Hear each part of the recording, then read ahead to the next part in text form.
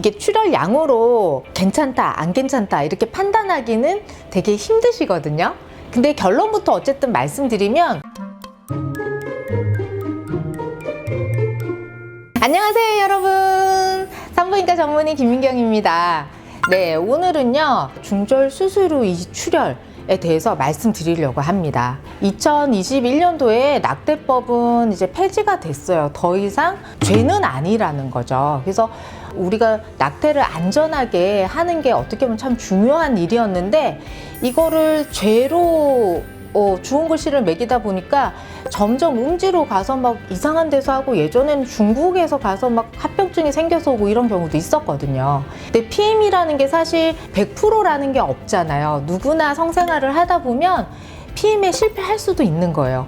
근데 그 시점이 내가 원하는 시기에 임신을 하고 싶지 않고 출산을 지금 사실은 할 형편이 아닌 경우도 있을 수 있잖아요. 물론 저는 페미니스트는 아니지만 이게 여성 혼자서 이게 감당을 해야 되고 그 사람한테 죄라고 사회에서 낙인을 찍는 거는 전 되게 불공평하다고 생각하거든요. 이 낙태법이 폐지된 건 참 다행이라고 생각을 하고, 이 여성들이 자기 임신 초기에 이 임신이라는 것에 대해서 자기 결정권을 가지고 결정할 수 있다는 거는 저는 당연하다고 생각합니다. 물론 이제 남자친구나 남편과 상의를 해서 결정해야 되는 부분도 있지만, 그보다 내 몸에서 지금 임신 상태를 중지할지 유지를 할지를 사실 본인이 가장 중요하다고 생각하거든요. 그래서 안전하게 이 중절 수술을 하게 되었고, 근데 이 중절이라는 게요, 초기에는 흡입술이라던가 또는 이제 좀 주수가 가면은 이제 약간의 소파를 같이 하면서 정리를 해드리는데, 이 수술을 하게 되면 사실 이제 어느 정도 출혈이 있거든요. 물론 이제 주수가 커지면 약간 더 길게 이제 출혈이 비치실 수도 있어요. 우리가 막달이 돼가지고 출산을 하게 됐을 때 오로라고 얘기하는데요, 그게 이제 한 달 정도 나와요. 근데 초기에 대부분 중절 수술을 하신 다음에는 한 1-2주 정도 사이에 이제 약간의 출혈은 있을 수가 있습니다.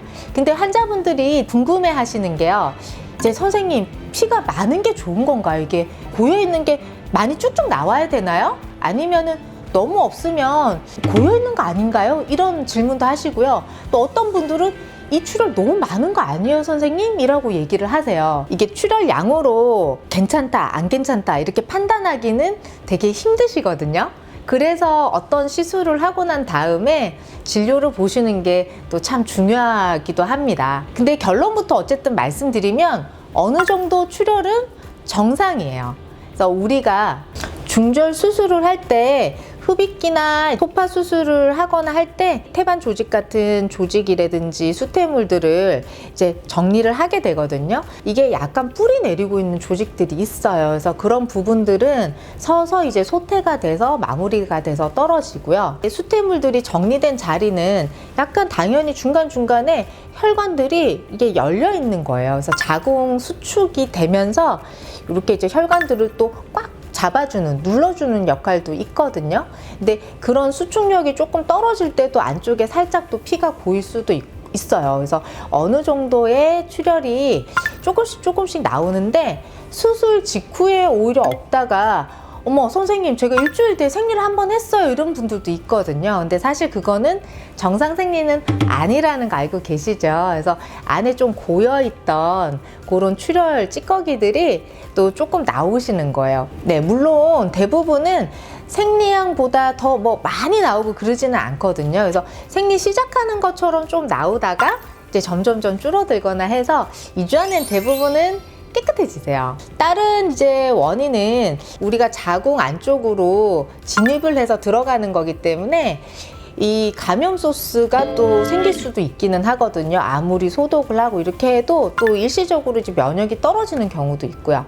예방적인 항생제를 드신다 그래서 100% 예방되는 건 아니잖아요. 그래서 뭔가 감염이 돼서 출혈이 찔끔찔끔 자주 되시다던가, 배가 뭔가 좀 계속 불편하다던가, 가스찬 느낌이 있다던가, 그런 경우는 반드시 산부인과 내원하셔서 확인을 해보시는 게 좋을 것 같고요. 또 한 가지 경우는 우리가 불완전 제거가 되는 경우예요. 초기 임신일 때 그렇게 흔한 건 아니지만 단단하게 붙어있는 조직이 있을 수가 있어요. 그런 경우에는 저희가 이제 약물 쪽으로 요런 이제 남아있는 조직들이 떨어지게 도와드리는 주사나 약물을 쓰기도 합니다. 또 나머지 한 경우는요, 호르몬의 불균형 때문에 이런 이제 출혈이 조금 오래 가실 수가 있어요.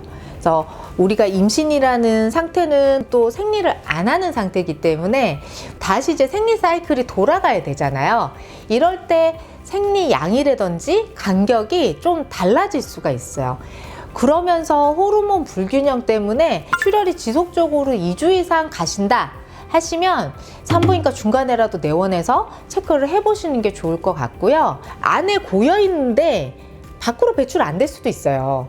초음파상에서도 사실은 깨끗하고 또 나오는 것도 결국에는 잘 마무리가 되셔서 양이 줄어드는 게 확인이 돼야 안전하게 중절이 되셨다고 볼 수가 있습니다. 우리 환자분들을 보면요, 아무래도 사실 중절 수술하고 다음날부터 일상생활은 가능해요. 그래서 출퇴근하시거나 너무 무리하지만 않으시면 괜찮은데 이 수술한 후에 막 계속 활동을 하셔야 되고 이런 분들 중에서 확실히 또 출혈이 더 오래 가시는 분들 있습니다. 중절 후에 2주 안에는 너무 무리는 안 하셨으면 좋겠어요.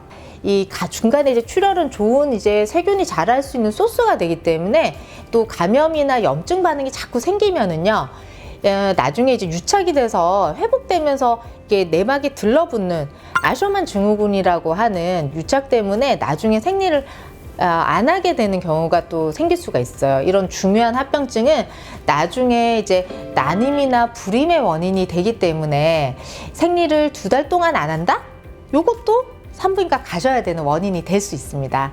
안전하게 중절 수술 받으시고 또 잘 회복하셔야 내가 원하는 시기에 또 임신을 또 건강하게 할 수 있잖아요. 그래서 경험이 많고 또 중절 수술을 좀 세심하게 또 부작용 없이 봐줄 수 있는 그런 병원을 잘 선택하셨으면 좋겠습니다.